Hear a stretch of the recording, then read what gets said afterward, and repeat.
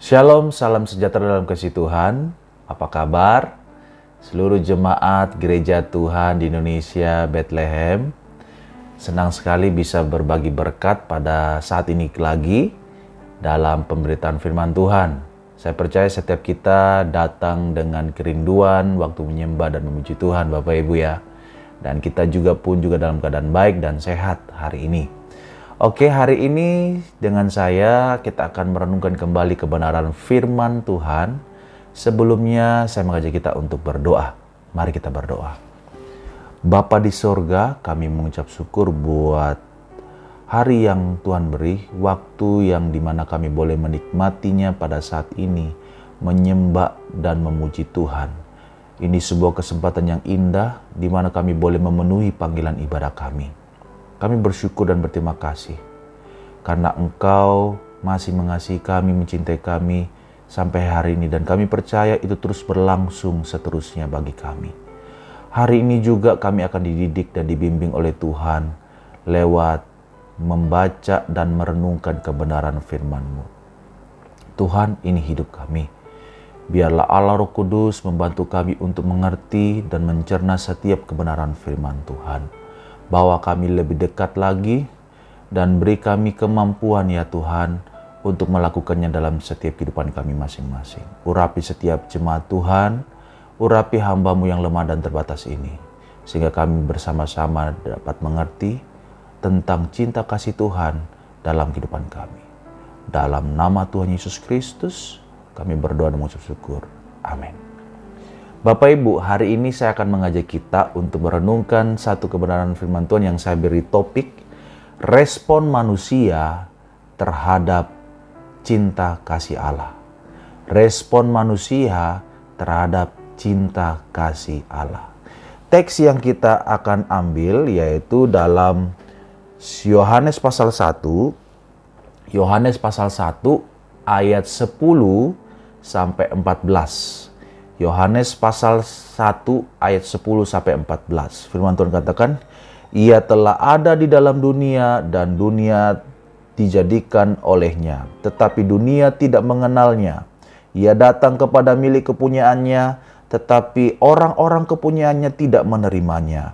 Tetapi semua orang yang menerimanya diberinya kuasa supaya menjadi anak-anak Allah, yaitu mereka yang percaya dalam namanya. Orang-orang yang diperanakkan bukan dari darah atau dari daging, bukan pula secara jasmani oleh keinginan seorang laki-laki, melainkan dari Allah. Firman itu telah menjadi manusia dan diam di antara kita, dan kita telah melihat kemuliaannya, yaitu kemuliaan yang diberikan kepadanya sebagai anak tunggal Bapa, penuh kasih karunia dan kebenaran. Amin. Bapak Ibu, untuk melihat sesuatu yang baik, selalu orang pasti berpikir bahwa, wah, kasihnya luar biasa ya. Untuk melihat kebaikan orang lain, pasti kita bilang, lihat pengorbanannya. Ya kan? Dan waktu kita membaca Injil Yohanes, sering sekali menceritakan tentang Yesus dengan sudut pandang dan cara yang berbeda.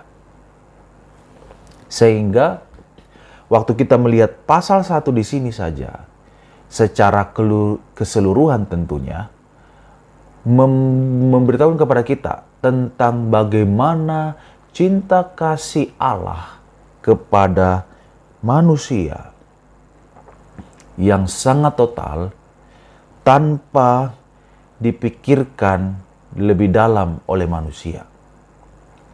Maka dari itu, Alkitab atau secara khusus Yohanes memberitahukan kita pada sudut pandang yang berbeda untuk memberitahukan kepada kita bagaimana cinta kasih Allah kepada kita, secara khusus kepada manusia.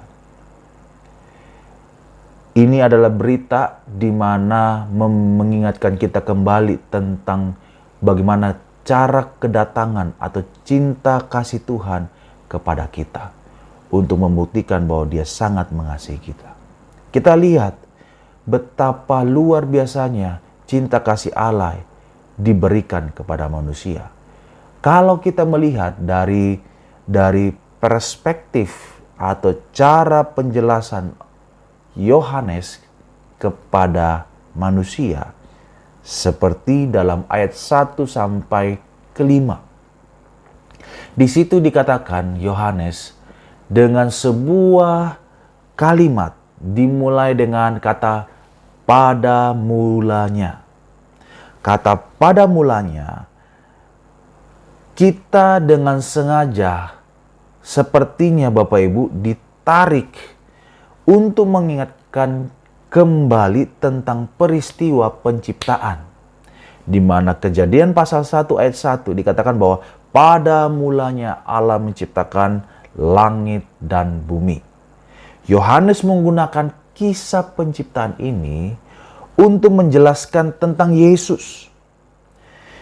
Yohanes tidak secara langsung menyebutkan nama Yesus di sini, tetapi dia menggunakan satu istilah yang familiar bagi telinga orang zaman itu, yaitu firman, atau dalam bahasa Yunani, logos.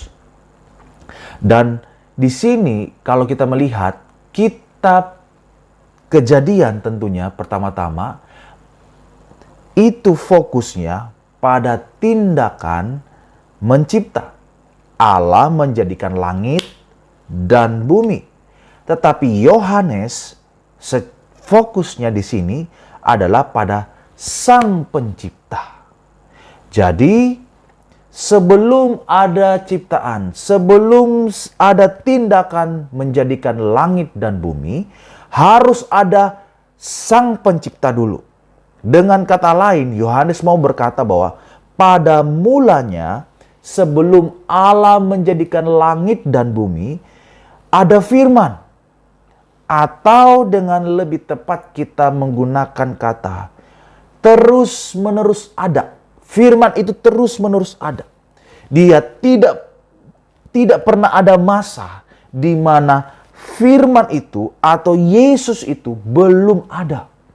Dia terus menerus ada. Seolah-olah dia, Bapak Ibu, mengajak kita membayangkan jauh ke belakang 2000 tahun yang lalu ketika Yesus datang ke dunia.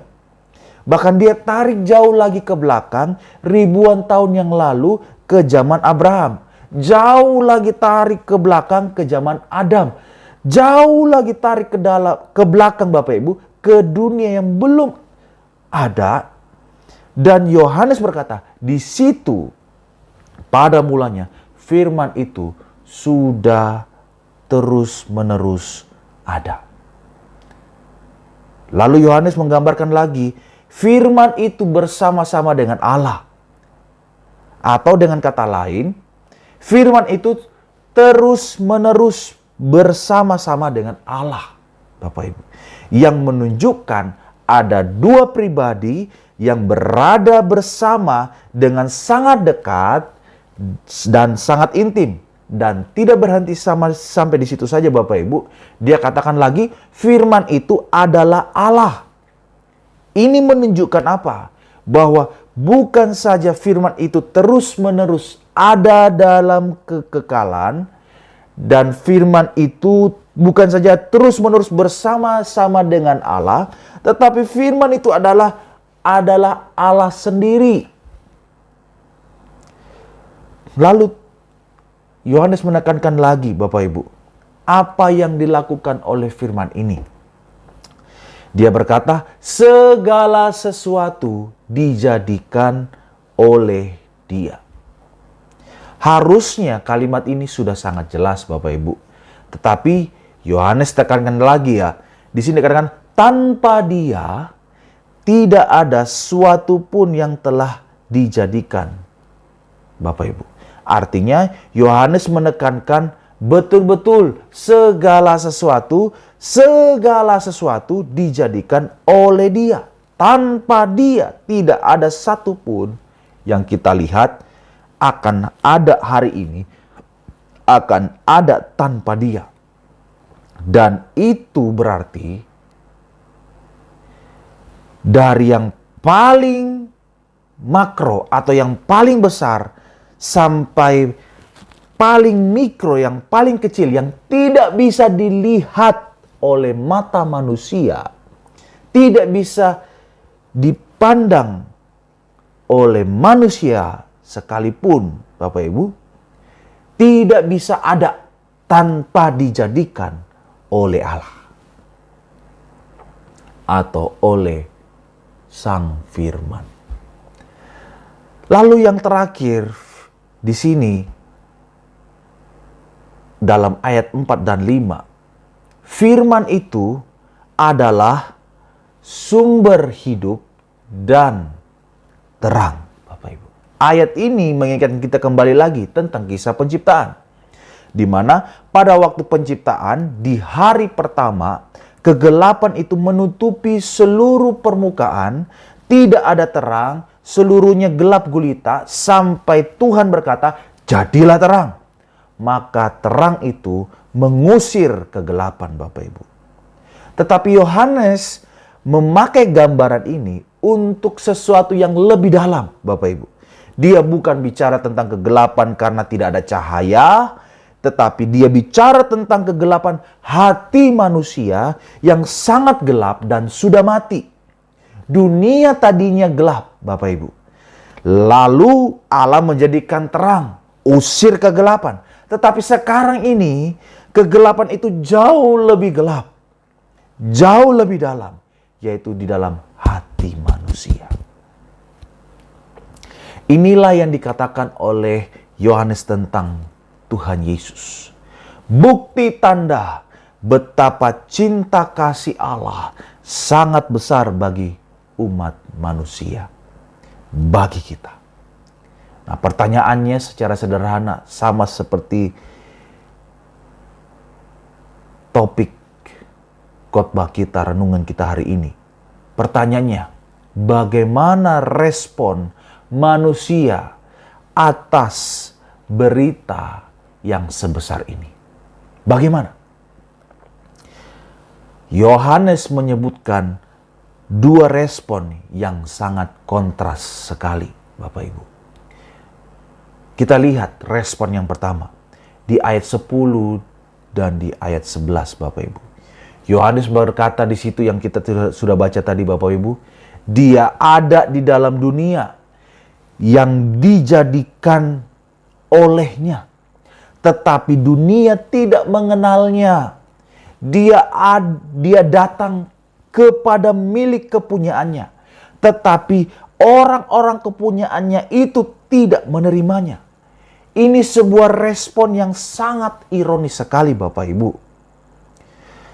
Kalau kita berpikir jujur, Bapak Ibu ya, kalau Yesus adalah Allah yang menciptakan segala sesuatu termasuk kita, bagaimana mungkin kita tidak percaya kepada Dia? Bagaimana mungkin kita tidak mau taat kepada Dia, Bapak Ibu? Bagaimana mungkin kita tidak mau datang kepada Dia? Tetapi Bapak Ibu, justru di situ masalahnya, Bapak Ibu. Ada sebuah cerita, Bapak Ibu.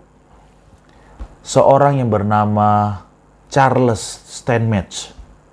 Dia seorang mekanik yang sangat jenius di zaman Henry Ford. Kalau Bapak Ibu tahu, ada sebuah mobil yang namanya mobil Ford.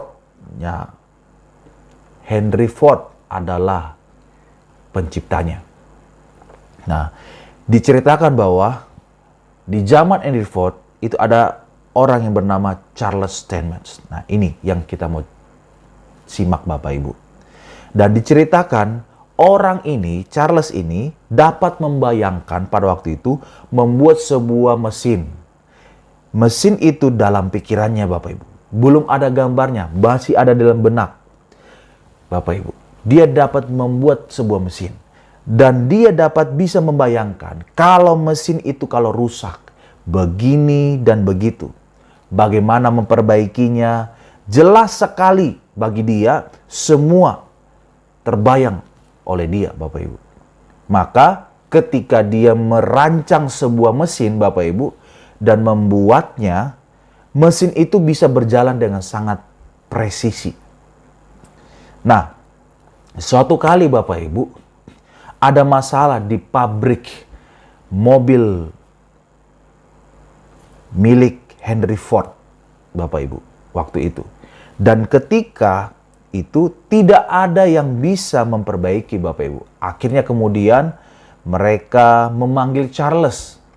Dan dia datang, lalu dia seperti bermain sebentar. Dia kutak-katik di sana-sini. Lalu dia nyalakan mesinnya itu. Dan waktu dia kotak-katik, semua berjalan seperti biasa. Dan selesailah masalahnya. Beberapa hari kemudian, Henry Ford menerima tagihan nota dari Charles sejumlah $10.000, Bapak Ibu. Lalu waktu Henry Ford melihat tagihan dari Charles, Henry Ford kaget sekali, Bapak Ibu, karena ini mahal sekali. Lalu kemudian Henry Ford menulis kembali kepada Charles. Dia katakan begini, Charles, apakah tidak kemahalan $10.000 hanya untuk kutak-katik sedikit seperti itu? Lalu Charles merevisi tagihannya, lalu dia kirim kembali kepada Henry Ford waktu itu. Tulisannya kira-kira seperti begini, Bapak Ibu. Dia bilang, biaya kutak-katik $10 saja. $10. Biaya untuk tahu di mana harus kutak-katik itu $9.990. Ya, total tagihan sama aja, tetap 10.000, Bapak Ibu. Kalau kita membaca cerita ini, Bapak Ibu, ini memberitahukan kita tentang mungkin kita sering bertanya, di mana masalahnya, Bapak Ibu? Kita melihat hidup kita dan kita bertanya, di mana masalahnya? Di mana kesalahanku? Apa sebetulnya yang terjadi dalam hidupku? Kenapa ini harus terjadi? Semuanya seperti berantakan. Hidupku macet. Di mana salahnya? Pertanyaannya bukan sekedar ayo berubah. Tetapi bagaimana berubah? Bukan sekedar ayo perbaiki. Tetapi di mana yang harus diperbaiki? Siapa yang tahu di mana harus kutak-katik hidup kita? Bapak Ibu. Bukankah Yesus yang menciptakan kita? Bukankah Yesus yang menciptakan dunia yang paling makro sampai paling mikro, yang paling besar sampai yang paling kecil? Bukankah Yesus yang terus-menerus ada dari kekekalan dan terus-menerus adalah Allah? Maka hanya Yesus yang tahu apa yang harus dilakukan dalam kehidupan kita. Dia datang untuk menyelamatkan dan menerangi kita, tetapi dia ditolak dan oleh orang-orang yang dia ciptakan. Dia ditolak oleh orang-orang yang dikasihi. Dan yang lebih menyedihkan lagi, ribuan tahun setelah peristiwa firman itu pertama kali jadi manusia di hari Natal, beribuan tahun lamanya Roh Kudus menyampaikan kesaksian tentang ini. Manusia ciptaan Tuhan, milik Tuhan, masih terus menolak Dia. Sepanjang zaman ini terus terjadi sampai hari ini, Bapak Ibu. Tuhan menawarkan terang kepada manusia di dalam ketidakberdayaan dan kegelapan.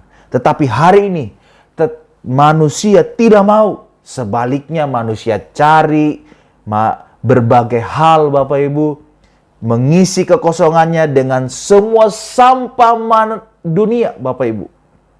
Dari mulai cari hiburan, browsing terus-terusan, main game sampai lupa waktu. Sebagian mungkin makin gila kerja, kejar karir, kejar uang, kejar status. Sebagian rela hancurkan keluarga, berpikir bisa bahagia, segala keinginan-keinginan liarnya. Dan semakin kita berputar-putar, sebetulnya semakin gelap hidup kita. Karena sebenarnya kita hanya mencoba lari dari Tuhan. Pertanyaannya Bapak Ibu, mengapa kita tidak mau datang kepada Tuhan atau kepada Yesus? Pernahkah kita berpikir manusia begitu bodoh? Di pasal ketiga, Yesus sendiri menyimpulkan, manusia menolak Yesus sang terang karena manusia lebih menyukai kegelapan.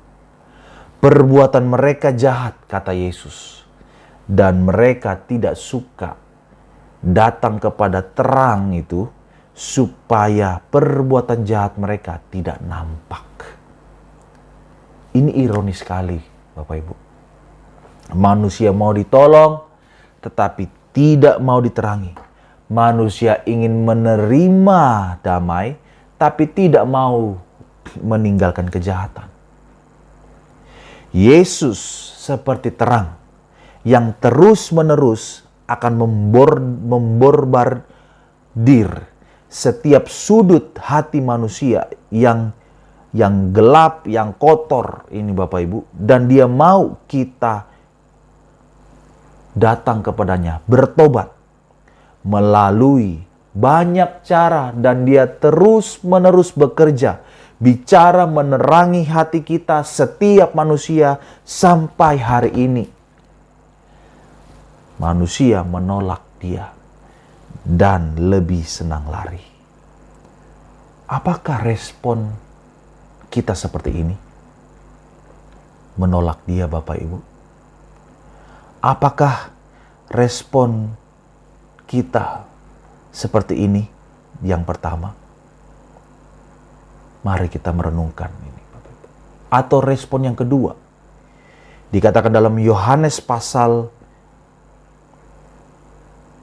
pertama ini, dalam ayat 12 sampai 13, dikatakan bahwa tetapi semua orang yang menerimanya diberinya kuasa untuk menjadi anak-anak Allah, yaitu mereka yang percaya dalam namanya. Mereka adalah orang-orang yang diperanakkan bukan dari darah dan daging atau secara jasmani, Bapak Ibu, tetapi dari Allah. Mereka adalah orang-orang yang oleh kuasa Allah membuka hati dan percaya. Saya hanya ingin menarik kita dengan dua kesaksian yang saya baca, Bapak Ibu, yaitu tentang seorang wanita. Seorang wanita, dia sudah pernah satu kali dia sudah tidak makan selama 4 hari waktunya. Dia merasa kesepian, hidupnya menderita, dia tidak punya teman sama sekali. Makanya dia ingin bunuh diri. Kemudian dia tutup seluruh dapur, seluruh rumahnya. Lalu dinyalakan radio keras-keras. Kemudian dia buka gas dan dia berbaring, siap untuk mati. Lalu ketika gas itu mempengaruhi kesadarannya, tiba-tiba dia mendengar sayup-sayup lagu rohani dari radio itu. Dan setelah itu ada seorang pendeta yang berkhotbah. Beritanya adalah, dia katakan begini, setiap manusia dikenal oleh Allah. Allah tahu siapa kita. Allah peduli kepada kita. Dan tiba-tiba waktu mendengar perkataan itu, hatinya menjadi hangat dan berkobar lagi, Bapak Ibu. Dan perlahan-lahan dia bangkit, dia buka pintu, dan dia membiarkan gas itu keluar. Lalu dia berlutut dan menyerahkan hati kepada Tuhan, kepada Kristus.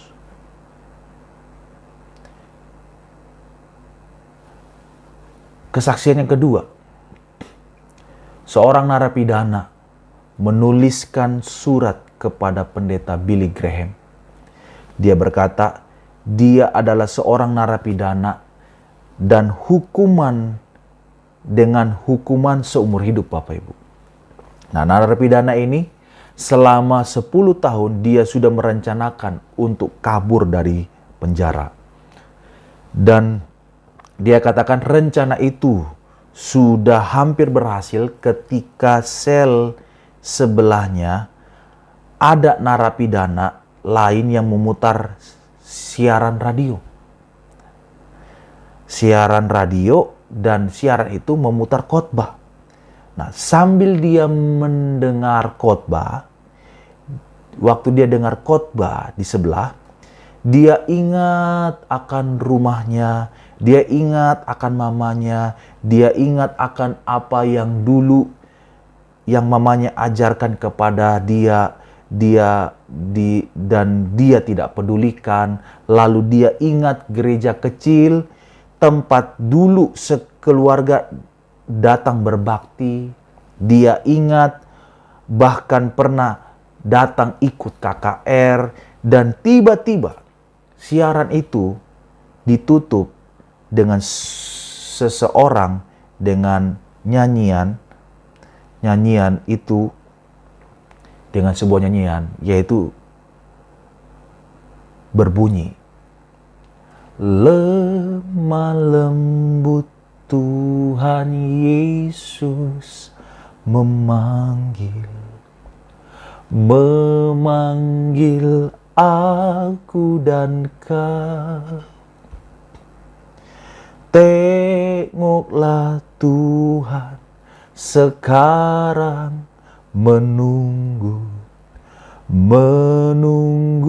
aku dan kau. Pulang,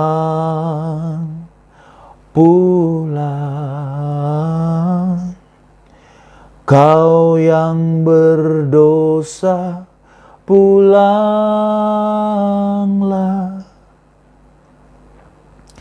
Dengan kasih-Nya Tuhanmu memanggil, kau yang berdosa, pulanglah. Waktu dengar kata itu, dia tidak tahan. Dia berlutut di selnya, dalam hatinya, dan dia juga menangis, memohon ampun kepada Tuhan. Dan tiba-tiba dia merasa kehangatan dalam hatinya, Bapak Ibu. Dan untuk pertama kalinya dalam hidupnya, dia merasakan kehadiran Tuhan. Dia tidak jadi melarikan diri dari penjara, tetapi dia menemukan kedamaian di dalam hatinya. Bapak Ibu, respon yang kedua ini, respon manusia menerima Yesus. Orang-orang seperti inilah yang mendengar suara Tuhan dan menerima Dia, percaya dalam namanya, dan diberi kuasa menjadi anak-anak Allah. Jangan keraskan hati kita. Puaskanlah diri kita dengan menerima Dia total dalam kehidupan kita. Biarkan dia berkuasa dalam hati kita, walaupun di tengah kegelapan yang paling gelap menurut kita. Percayalah kepada dia. Dia pasti menolong kita semua.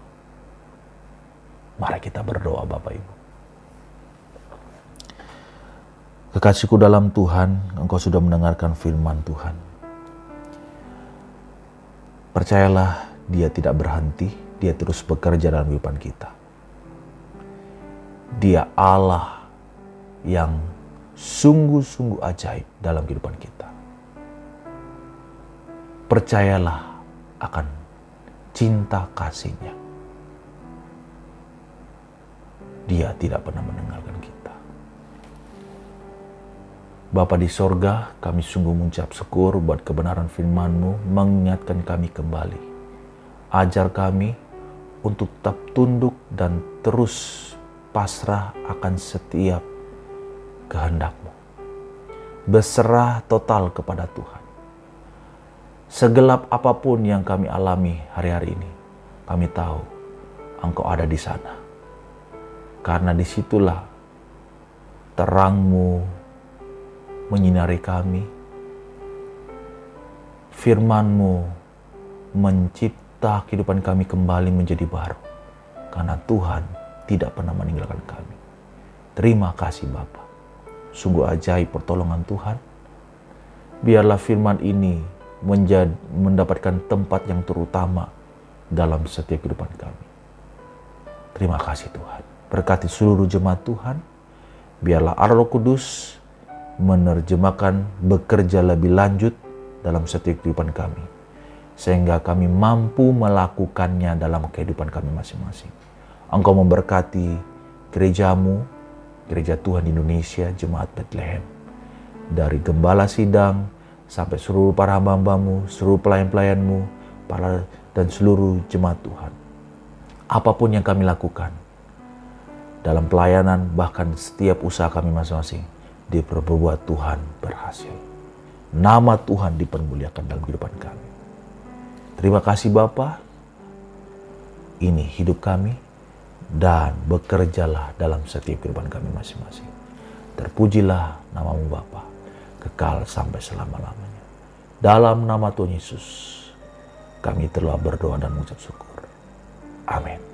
Tuhan Yesus berkati kita semua.